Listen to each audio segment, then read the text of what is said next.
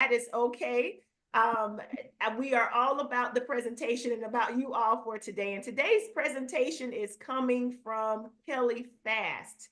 Now, I do want to provide a little bit of information for you about the qualified before we get started with today's session, just so you know what the qualified is all about. The qualified is an educational and employer support service that helps you become certified, stay certified, and hire qualified if you are an employer. We offer a variety of exam prep services. We help folks with continuing education opportunities. And if you are an employer, again, we can help you advertise your HIM positions and fill those slots with the most qualified people. You can learn more about the qualified at the-qualified.com, and we do have our website there displayed on the screen. I don't want to delay today's presentation any further. We want to go ahead and get started, but I would like to share with you a little bit of information about our presenter for today. Her name is Kelly Fast, and she was most recently an assistant director in the Department of Health Science and Technology at Charter Oak State College. She has focused and has taught in the focus area of health informatics with the master's degree program at Charter Oak State College. And she retired full-time effective January 2024, but she continues to serve as an adjunct, a faculty member for Charter Oak State College. She has been involved in health information and informatics management education since 2012. And prior to her career in HIM education, she was a physician officer manager, medical transcription service business owner, and a manager of HIM in a community hospital. A little bit of education background about Kelly. She holds an undergraduate degree in business administration from Quincy University in Quincy, Illinois. She completed her Master of Science in Health Information Management degree and a certificate in Health Information Exchange at College of Saint Scholastica. Everyone, I want to welcome at this time Miss Kelly Fast here to speak with us today about a lens of the future of health information, health informatics, and health information management. Kelly, welcome to the Qualified's Brunch and Learn. Thank you so much, Japera. I'm excited to be here and talk about this subject. Thank you to the Qualified as well for asking me. I got interested in this particular topic because when I was at Charter Oak, we were in the midst of a brand new health informatics program. And one of our department meetings, we had talked about similarities, differences. And so we started doing a little bit of research about it. And after doing the research and talking with my colleagues, felt like there were some important points that we had discovered that should be maybe more available to our HIM colleagues and as well over on HI Health Informatics, which you tend to think of as probably people in IT. So that is what the purpose of this presentation began as. And then we decided to make it available as a presentation for gatherings such as this. So I'm very happy that you've joined me today to talk about this. And Japera, if you want to go ahead and advance the next slide. Thank you. So you can see the objectives of this presentation. We're going to talk about health informatics and HIM and how those roads have come to be, about education, about what's happening in our industry and workforce. And hopefully at the end, we'll have a little time to talk about what if someone is experiencing some of these changes within their own work environment, how education is evolving, because it is. HIM is moving towards a more competency-based type of theory for education. And then how can we as HIM professionals prepare ourselves and also assist our facilities with these emerging skill sets that are now much more available in today's online environment. And then how can we as professionals position ourselves and make our relevant our positions and our skills relevant to the organization. And then go ahead to the next. So in 2011, there were a lot of changes in HIM education as far as the competencies. They were beginning to be very much more focused on data management. And if you were someone who was working in HIM education, you know this. And then they continually changed. So they changed there. Then they added data structure and analytics. And then they went on to group data content and data analytics with more specific requirements. In HIM education, the curriculum learning taxonomy has always been Bloom's taxonomy, where the learning goes all the way to a create level. There's 6 different levels of Bloom's taxonomy. And then nursing curriculum also shares that same taxonomy. With it moving to a competency-based model, that will be changed to a Miller's taxonomy. Miller's taxonomy is the taxonomy that is used by medical education. So physicians, when they're trained, it shows how, knows how, and goes through levels of based on the knowledge. And so the last curriculum was defined in 2017 by AMIA for health informatics. And the first school for health informatics was in 1968, compared to many decades earlier for HIM. So the advent of digital technologies is really what drove the health informatics discipline. And so now that we're seeing these changes, it's important to know that as professionals, and know that people who are coming out of programs in the future, that their education is going to look a little bit different than those of us who've been in the field for some time. Go ahead, Japera. And so we found this Venn diagram. I have I think a couple of different Venn diagrams here in the presentation, but you can see how there are overlaps between all of these disciplines. And if you are involved in committees within your organization, you can probably see some of these things, and how health informatics has a focus on clinical environments and then public health. There was a study by Gibson, Dixon, and Abrams from 2015, and it's been a while back, but it's a very valuable study that was done. And if at the end of my presentation, there's a reference list, and you can access that and read it. It's very interesting with the comparisons, and we'll talk a little bit about that on these next slides. Go ahead, Japera. So the current research and practice in HIM address the structure and translation of data into usable forms for information. So we manage that data in HIM. We make sure that the people who need to know within our organizations know what the regulations are. For example, when our history and physicals have to be completed when a patient is admitted, and that is available to the clinicians to be able to enter all of that data. In health informatics, it applies the processes for all of the storage and the retrieval and the use of management. So think about activities that research might use in order to extract data from a relational database. So it's more focused on those activities or creating the forms where the data collection happens. And go to the next slide, Japera. But one thing that we discovered from the Gibson data and Abrams study is that they both increasingly support the acquisition, management, and use of health information to improve outcomes for individuals, populations, and organizations in similar ways. That's really the most important point that we found. Now, one thing that I want to mention too is within the last year, AHIMA has begun referring to health information management as HI. So when you see that particular acronym in materials, make sure that you're understanding the context in which they're being used, whether they're referring to health informatics or health information management. And go ahead to the next slide. Thanks. So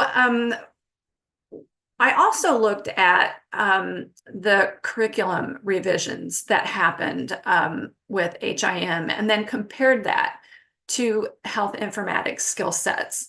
And so one thing that I found from that was that HIM was more focused on the operational things and was missing kind of more the performance metrics where you'd be looking at, are we completing what we need to complete? And so I found that interesting that there was that difference. And AMIA in their 2017 curriculum began including public and consumers into their skill set domains. And I found that interesting too, because it was at that point that we started seeing a lot more usage of portals. And if anyone's been to the physician lately, you know that everyone has a portal and everyone uses it differently. They have different software. It will look different. Some can share, some providers can share their portal with others for reasons of continuity of treatment. And of course, there's all kinds of things to think about when you're in that environment, of course, and what your things like security and privacy may mean to a patient. But that's a whole nother presentation and we won't talk about that. But I just found that interesting that health informatics was missing those operational, more operational types of things, and that they had just added the consumers and the public into those competencies. Okay, go ahead to the next. So that brings me to one of the points that I want to make in the presentation too, about this idea of emerging skill sets and what we can do as HIM professionals, and this sort of converging of skill sets and different activities that are happening within our organizations. I come from a background of being a former medical transcription service owner, and I can still remember the times that I identified, especially between probably the year 2000 and 2009, how things were changing and how people were talking about things like SNOMED and RX norm and different classifications and terminologies that were going to impact the way that we were collecting information. And of course, we all wondered how that would look and how that nuance of the patient's story would not be there in the same way. And all of the unstructured data that we felt like was important and rich, added richness to the clinician experience to diagnose and treat a patient. And it was hard for us to understand how that was going to look and how it was going to be different. And all of this was happening in the background. So the electronic health record was being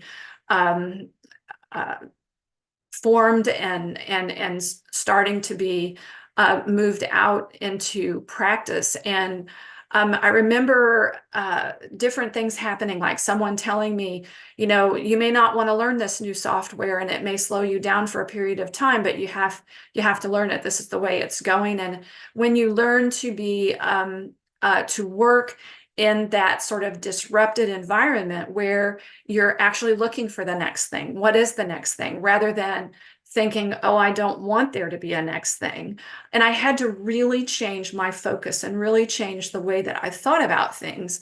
And when this particular article that I have highlighted here in the Journal of AHIMA that says what's next for coding professionals, the importance of a flexible skill set, it really spoke to me, and I really felt like I needed to make it part of this presentation so that understanding the willingness to research and learn are hallmarks of any successful professional, I believe. And learning where those data elements come from and how they're being used can set you up for the opportunity to help your organization. So this is another article that I really highly suggest that people read and then consider in their own work environments. And go to the next slide, Japira. Another presentation that I listened to, and this has been a couple of years ago, was here in Florida, where I live. I live in Florida. My husband retired and we moved here 3 years ago. And so I've been around at a few meetings here locally. And so I listened to this presentation with Northeast Florida Health Information Management Association.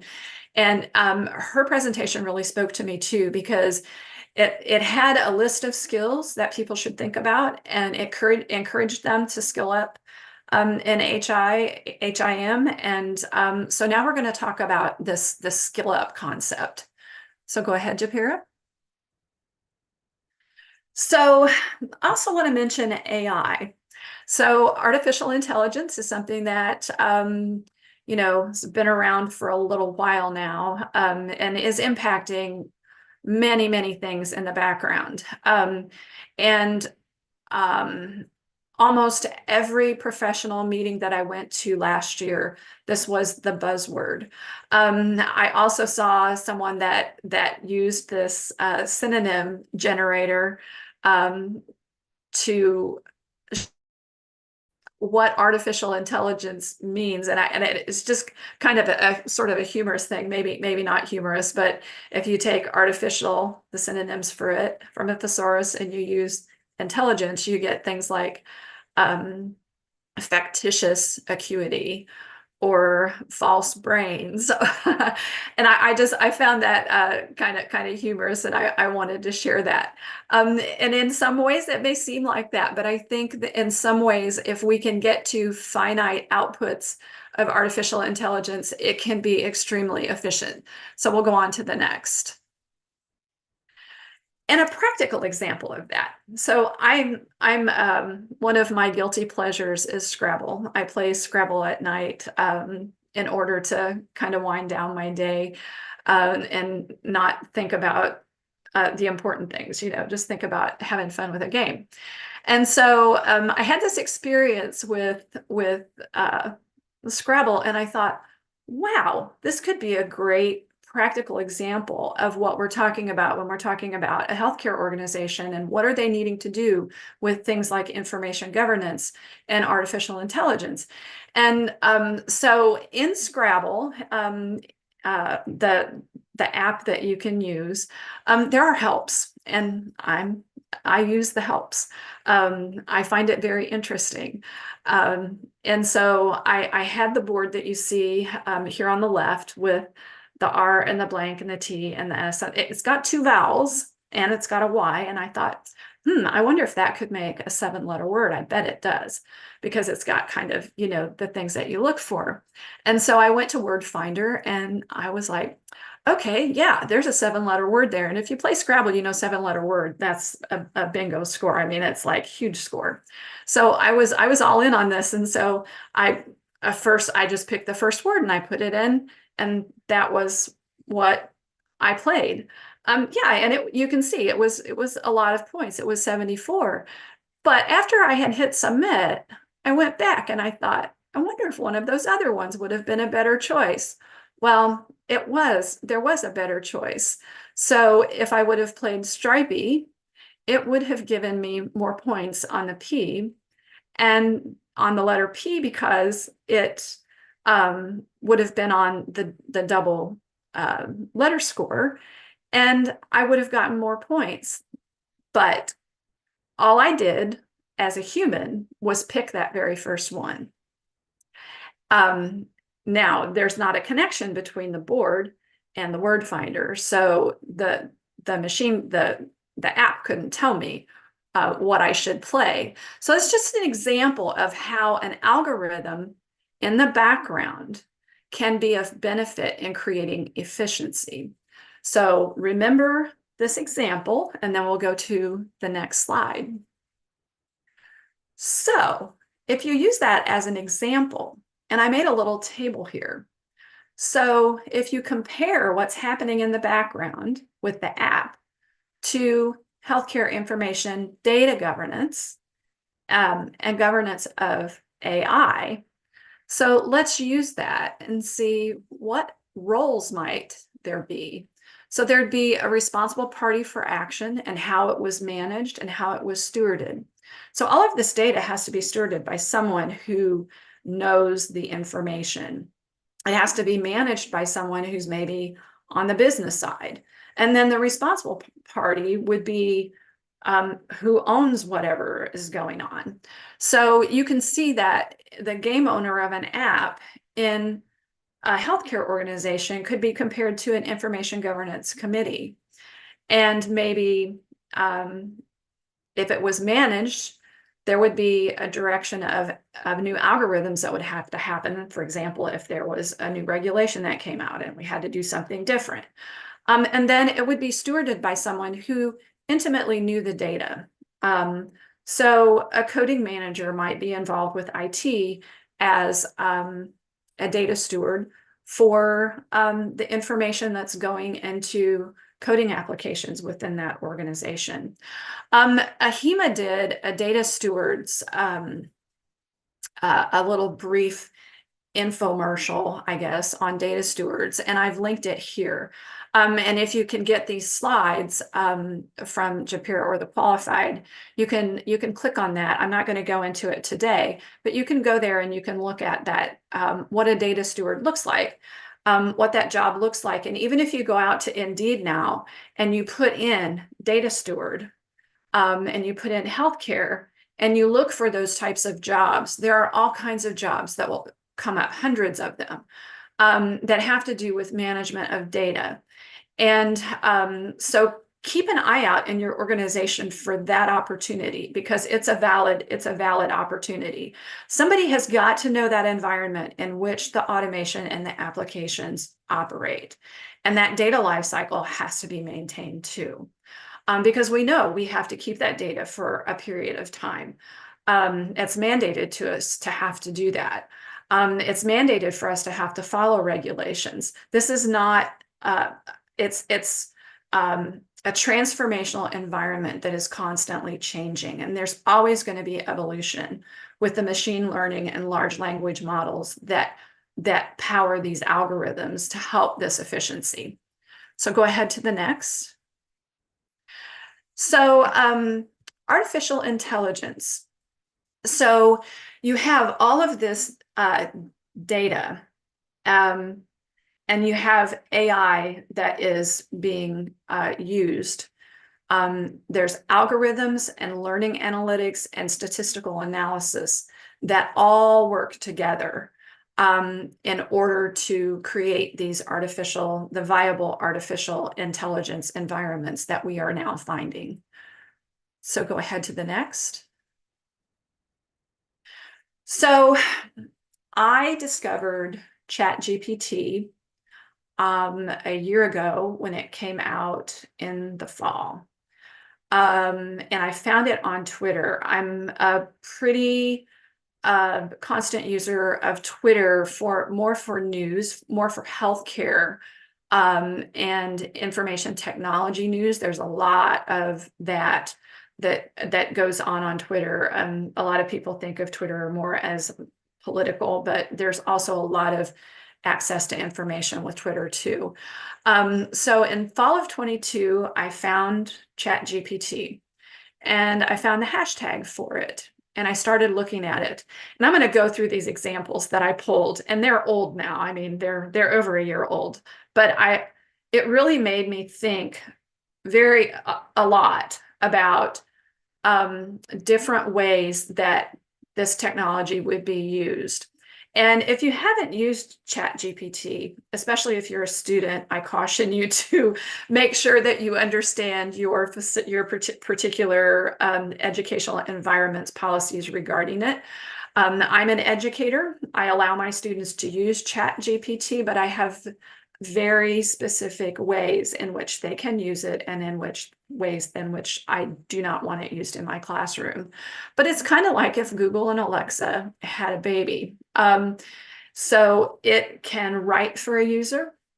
You can put, an example would be putting in responses to a survey, and you could ask ChatGPT to identify themes within those particular survey responses, and it would help you compile that information. It can convert languages. So if I am using a statistical analysis in R, but I want to convert it to Python, You can do that. It is possible to be able to do that. It can interpret language to art. Um, so there's just many ways that it can be of use. But and we'll get to that on another slide, where we have to be very judicious about how we are using it.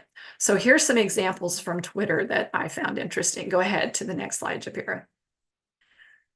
So if we're going to talk to computers, we need to make sure we're understood. We don't want to order a lunch when we really want lunch. So let's go to the next slide. And a professor wrote, this was one of the very first things that I found, and I just found it kind of hilarious. He found out that a student he suspected that a student had used it, and he actually found out that, well, I guess maybe this isn't hilarious. It will create its own sources and then quote itself. So yeah, definitely don't use that, because if your professor finds out that you did that, that's not going to be a good situation. So go ahead and go to the next. This fellow wanted a no-code song, so you can see, and this is referring to an IT coder, not a medical coder, but it says, I used to be a coder typing lines and lines of code, but now I found a new way. It's easier and it loads. No need to spend hours debugging, no more syntax woes. I've embraced the no-code flow, and now my app just grows. Go ahead and go to the next slide. But also, so you have to be careful that you don't end up in a situation where you could have debugged your code quicker than the output that ChatGPT is going to give you. So you can see it's not a fail-safe process. And to the next slide. And you can tell it to write a certain story in a different style. So this particular fellow asked ChatGPT to put Princess Elsa as the character. And so you can see it said, Happy says, come on, Mom, you're Elsa, you're frozen, you have ice powers, and you're a queen, you're unstoppable. From that particular opening scene of Death of a Salesman. I found that really funny. Okay, go ahead to the next. So can AIs be trusted in healthcare? In the Scrabble case, where it's objective and finite use, yes, it can be. And natural language processing, we know, can isolate terminologies. But if we're using it, we need to have pretty tight data management and governance so that we can track the uses of it, so that we know. And I was really happy to see this last year when the NIST released an AI framework, and it offers a guide on bias and data privacy risks. We really need to be aware that biases can exist in AI algorithms. Make sure that we are watching that like a hawk, understanding that it can happen, making sure. And I have an example here that patients categorized by race, it had assigned the same level of risk by the algorithm. And so African American patients were sicker than white patients according to the algorithm, but it was a bias because the algorithm used health costs as a proxy for healthcare needs. And since less money is spent for African Americans who had the same level of need, the algorithm falsely concluded that Black patients were healthier than equally sick white patients. So we have to make sure that this thing never happens and that we're always watching for it. And that we are using things like algorithms in ways that we can trust them. And go to the next. So some practical uses, summarizing existing medical records, summarizing and analyzing research papers by keywords, very important in research. I remember being in Kansas City at one of their digital meetings that they have there. that's a conglomerate of people who are using digital tools in healthcare. And I could see some of the technology things that we were talking about, and there were researchers that were there from UMKC and from KU, and you could just see in their eyes the excitement that talking about these types of things brought to them. It was going to, you could tell that it was going to impact their work in very positive ways.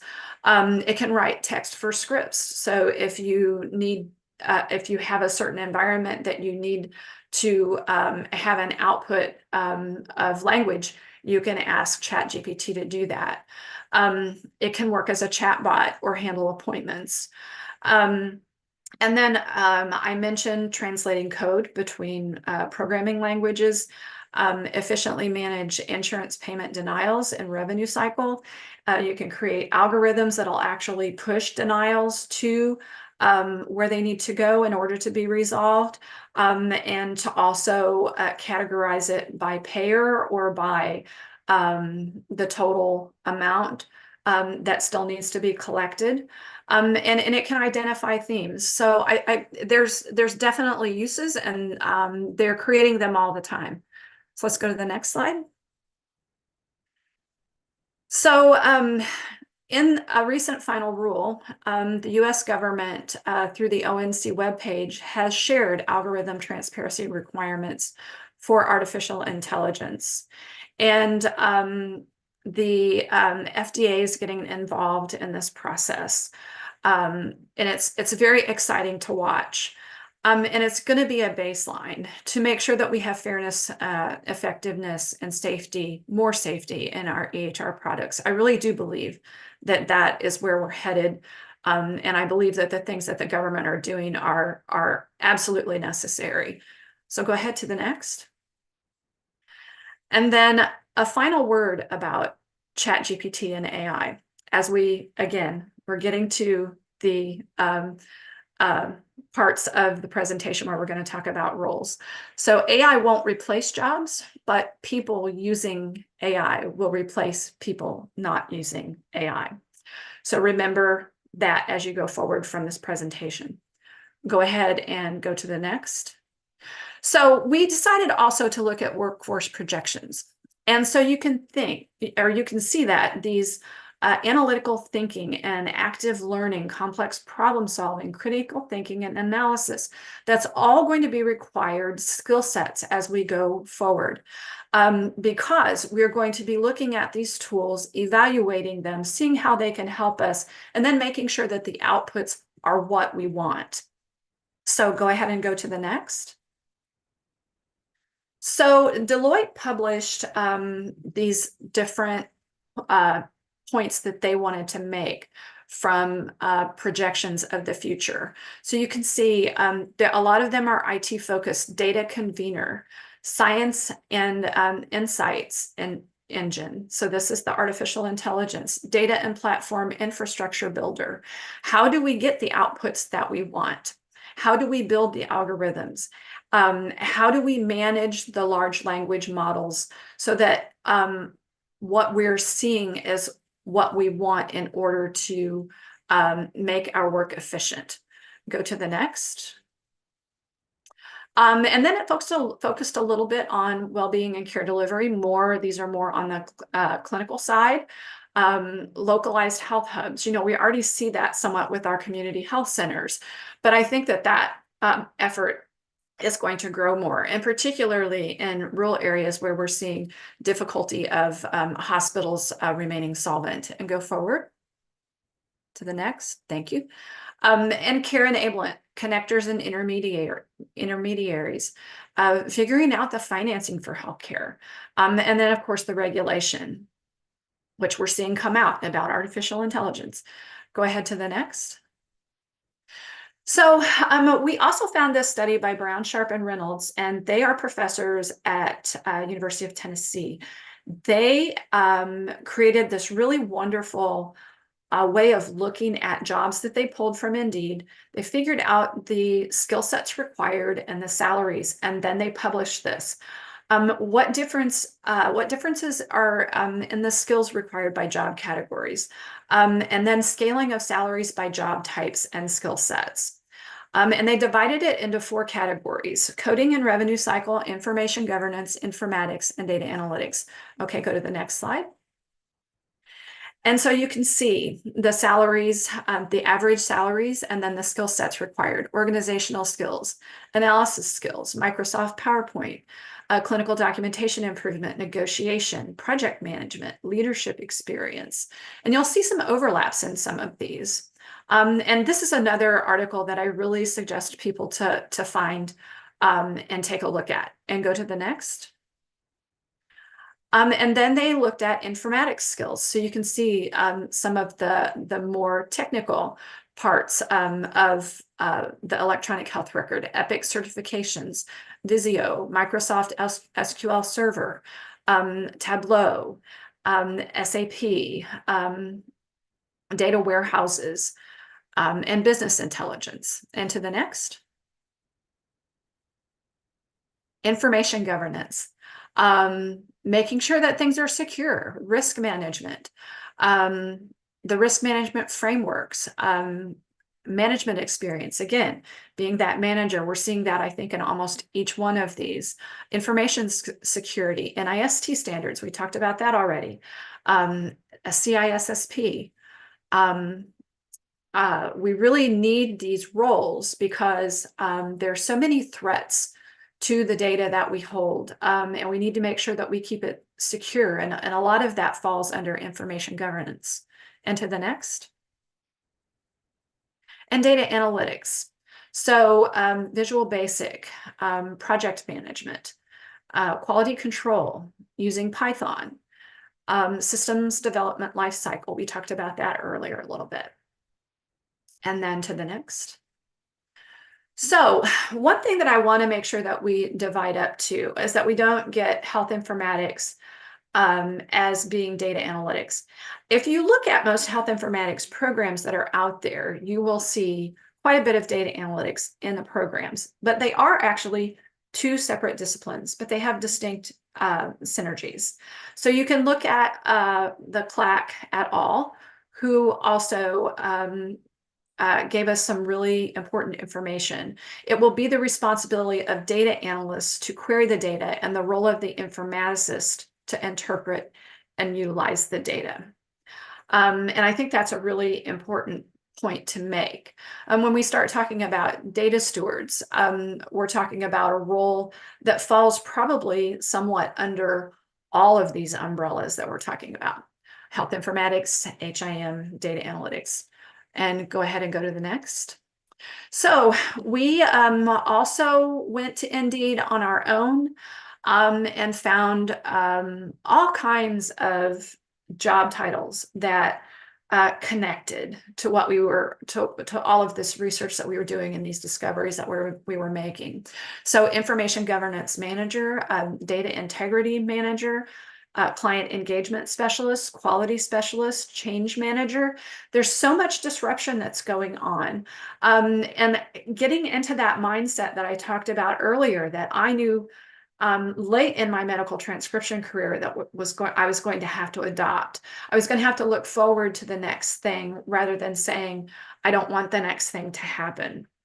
There are many roles that the knowledge of health information management, both along with health informatics, can fulfill in these particular skill sets.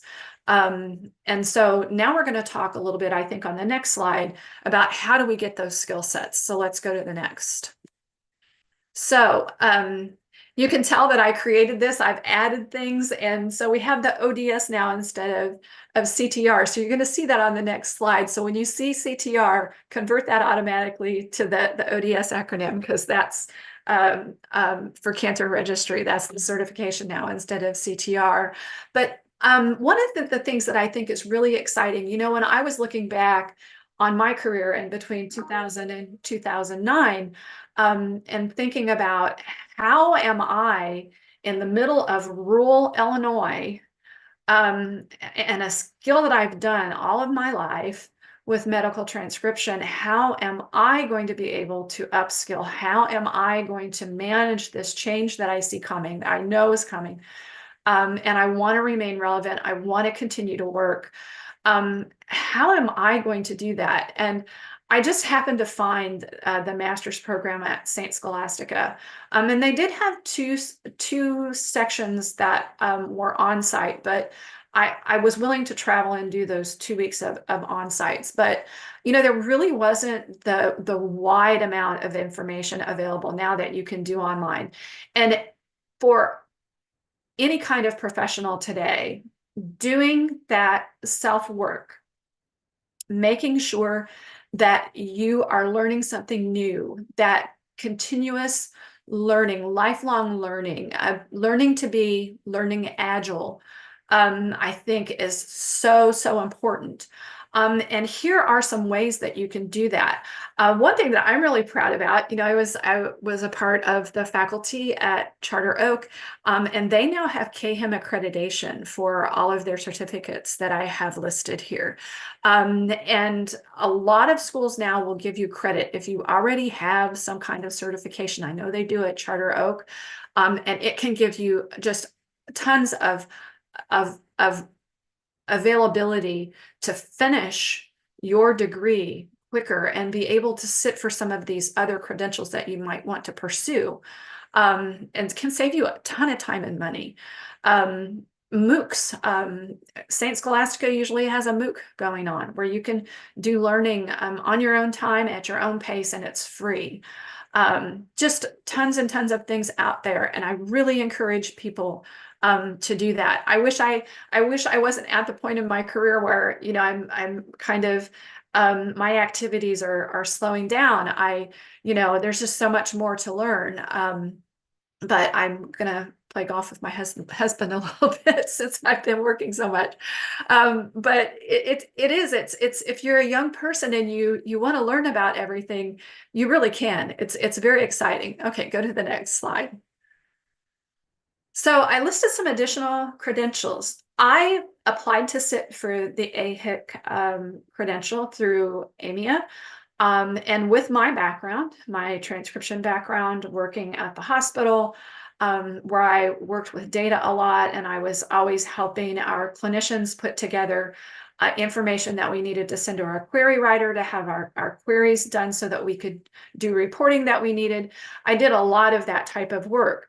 And they looked at what my background was, my degree in HIM, and my certificate in health information exchange, and I was qualified to sit for the AHIC credential.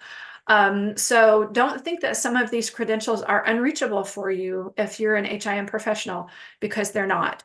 You may have to do quite a bit of prep, and don't give up. The qualified is a great place to look for this type of information. And there's just a lot of different things that you can do to help yourself be of value to healthcare organizations. And go to the next slide. And so here are my references, and that's the end of my presentation. But I want to hear from the people who are on the call. I really want to hear from you. If you are in a healthcare organization, what changes are you seeing? I'm going to flip the script here a little bit, and I'll answer all of your questions too. But I want to know. I want to have a conversation about what changes are you seeing, and how are those conversations taking place within your organizations? So ask away, put your questions in the chat. I'm sure Julia can see the chat, and she will help me field your questions. But I welcome anybody to chime in. Yes, I'm encouraging folks to let us know who's comfortable going off and getting unmuted. I don't have any takers yet. I am proud to report that one of our audience members, Jessica, also earned her master's in health information management from the College of St. Scholastica. So what a small world there. Yes. I got to go to work for one of my professors from St. Scholastica, Dr. Brooke Palkey. That was a real career highlight for me to be able to be a colleague with her. You never know when you enter a master's program, how those connections and those people that you meet will allow you to do meaningful work later on. And that I was very grateful for that. And I just happened to end up at St. Scholastica through a mistake. I had applied at another college, and they had sent my application back to me that the person was no longer at that university, and it was a mistake. Evidently, they got the tag on the wrong envelope, and it came back to me, and I completely missed the admissions date for that college. And I had taken a new job where I had to have an RHIA credential, and I got a little desperate, and I got to looking online, and I was, oh, well, St. Scholastica. And the more I learned about them, that was a divine intervention, because it's among the amazing schools. Also, Charter Oak is an amazing school. I've talked about some great things they have going on there. There are a lot of opportunities for people to reach out and reach up. So I don't have any brave individuals who are able to be unmuted, but I'm curious if Japera has any commentary on the ask, because I know your industry obviously is rapidly changing. Absolutely. Kelly, first, thank you so much. I think this information was absolutely wonderful. It was beautiful. It was enriching. It was timely. And I do like that you are targeting a lot of what's happening in the profession, as we are health information professionals. I want to talk a little bit about the person, the individual, the person that's actually working in these fields. And I want to kind of dig a little bit around in some motivation type of things. One thing that stuck out to me that I heard you say was you were working as a transcriptionist, but this time came where you were like, you know what, this thing is changing, and I want to stay relevant. I want to move with the flow of the current. And so I want to kind of ask or comment or ask that you speak to the person who may be in the profession right now. Maybe they're working at a hospital, maybe they're working at I don't know, wherever they are, but they see things are kind of changing, but that motivation may not be there to thrust themselves forward. What can you say to that person? I completely understand that. It's personal. There's an element of personal sacrifice, I think, that makes things difficult. And I think people think about that even more now. I mean, we've been through the pandemic, and you know, people look at things differently. But at the same time, our knowledge, all I could think constantly, and I would think about it constantly when I saw how things were changing, was that there's going to be a need for the knowledge that I have gathered my entire career of the understanding the data. At first I didn't have a lot of knowledge about that, because I hadn't been exposed much to the IT side of things, other than making connections with the software and getting into the software to do the operational things that I needed to do as a medical transcriptionist. But I didn't really know a tremendous amount about, like, the relational databases that were moving in the background. I'd had some exposure to that, though. So when I worked for the physician's office, it was back in, I worked there from 1986 to about 1993. And he had been required during that period of time to submit his Medicare charges electronically. So he moved to an electronic environment for the financial side of what he was doing. One thing that he was very focused on was utilizing that, and he was kind of a techie sort of person. And so on Thursday afternoons when he was off, he would sit in his office and he would play with this computer. And so I would also catch up on odds and ends that same period of time. So he and I were generally in the office, and patients, he wasn't busy with patients and that kind of thing. And he said, I have found something interesting about this. So he had written Visual Basic that would pull out all of his patients that were coming, that had appointments within the next 30 days. And he goes, I wonder if we could write code that would identify all of the people over the age of 50 who have not had a colonoscopy, who don't have a colonoscopy charge in the system. And so we use this as a way, this Visual Basic code, before every month would happen, I would give him this list, and it would have the people that were coming in on the days of that month that he could offer this preventive care to. This was clinical decision support. I mean, he was doing that before clinical decision support was really a thing. And so I got to thinking about that as I was going through my program at St. Scholastica, and I started, it's like connecting all these dots. And I started to think there's so much more about this I can learn. And who would have thought that at that point, and that was 2010 that I started the program at St. Scholastica to 2012, who would have thought that I would be in a master's program helping students in the last 8 weeks? I did my last capstone course, helping them identify things like, so we have clinical decision support. In 2015, we had a certain percentage of healthcare organizations that were using clinical decision support, and how much did that increase by 2021? And so are we seeing a difference in people who come to the ER with a mental health diagnosis and how long they wait to be seen? Because we wanted to have like a jumping off point to do more research about that. We didn't want to infer that that was what was happening, but it was like, if we can show, and somebody actually did, one of my students, we did the research, we manipulated downloads out of databases to determine these things. And if you would have told me in 2010, 2012, that I would be doing something like that, applying all of this knowledge to a project like that, I would have been astounded. And so I think we underestimate ourselves. And we think, well, gosh, I probably can't do that. And I wanted to give up in my master's program. The very first onsite that I went to, I almost left. I was like, I don't belong here. But I stayed with it. I persevered. And I had a great support system for my husband. Get yourself a support system.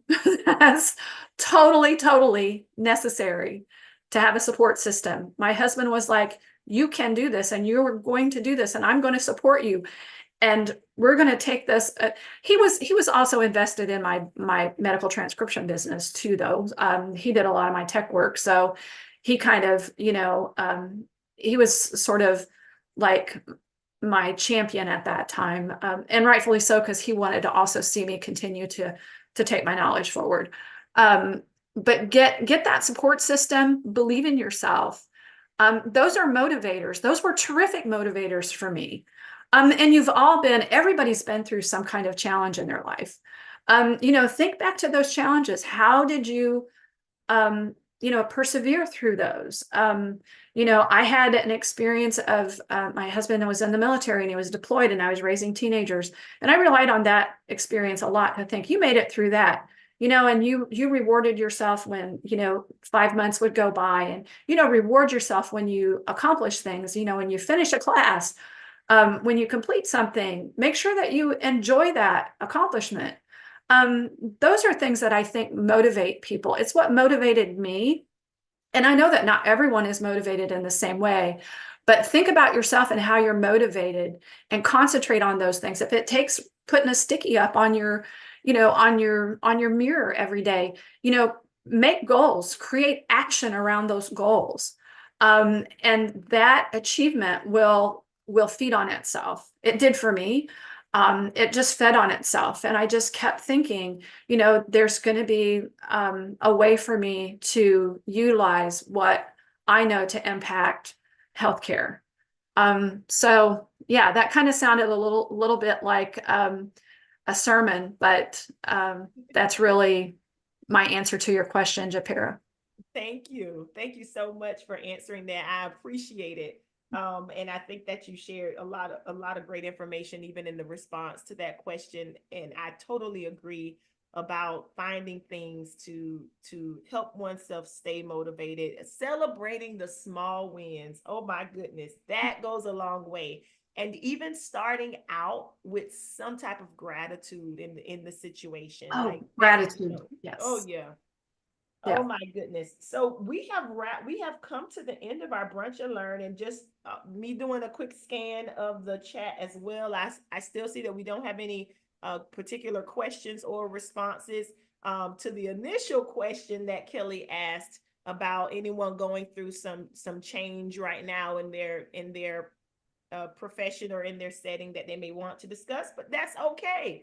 If you do not have any questions for Kelly, that's totally fine. She has provided us with so much great information. And if you've missed anything, if you've logged in late, if you barely caught the tail end of it, please do know that the replays are available and that you will be able to have access to the replay. If you need that information will be provided to you via email, everyone. So we want to just close out here with a little wrap up on the qualified. We do want you to follow us, or ask that you follow us on our social media platforms. We were streaming today's service, or today's session, excuse me. We were streaming today's session on LinkedIn and on YouTube. So let other folks know about it. And we hope that more people will be able to join us even for next month. Follow us on social media. Again, we're on LinkedIn, we're on Facebook, Instagram, and YouTube. And you can always learn more about the qualified at our website, the-qualified.com. Now, next month, we have another excellent brunch and learn that we are gearing up for on April 18th at 11 a.m. Eastern time, same place. We will be welcoming Julia Meyer of Bell Blossom. She is going to be speaking to us about how to thrive in the workplace, breathing exercises when you have anxiety. That workplace could be a hospital. That workplace could be a classroom. That workplace could be a room in your home. That workplace could be your dining room table, okay? If you're working remotely. Wherever that workplace is, we want to equip you and provide you with some tools for overcoming stressful situations that we all tend to experience from time to time. So please do join us for next month's Brunch and Learn on April 18th. Again, we'll be hosting or featuring Julia Meyer of Bell Blossom. You did hear her voice today. So she will be with us next month. And listen, if you are on the call with us, if you are interested, or if you're watching or listening from some other platform and you are interested in speaking for one of our monthly Brunch and Learns, please do reach out to us. Let us know about your area of expertise, and we will be glad to schedule some time to meet with you to discuss how you can serve our audience. Events@thequalified.com is the email address that you can send that inquiry to. So please do again reach out if you would like to speak with us or speak at a brunch and learn that is coming up in the future. We host these every single month on the third Thursday of each month from 11 a.m. to 12 p.m. Eastern Time. Family, it has been an absolute pleasure to be on the call with you today. We send our warmest thank yous and resounding thank yous to Miss Kelly Fast for speaking to us about the future of HI and HIM and how we can shift with the move, how we can make mental and even physical and professional shifts to make sure we don't miss the flow. We don't want to miss the move, okay? And so thank you so much, Kelly, for being with us today and taking out time to carve out and speak to our audience today. Thanks to Julia. Thanks to Dr. Sabri working behind the scenes and making sure that everything comes out well. And thanks to each one of you for showing up and for supporting the qualified. We will see you next month, everyone. Have a wonderful day. Bye-bye.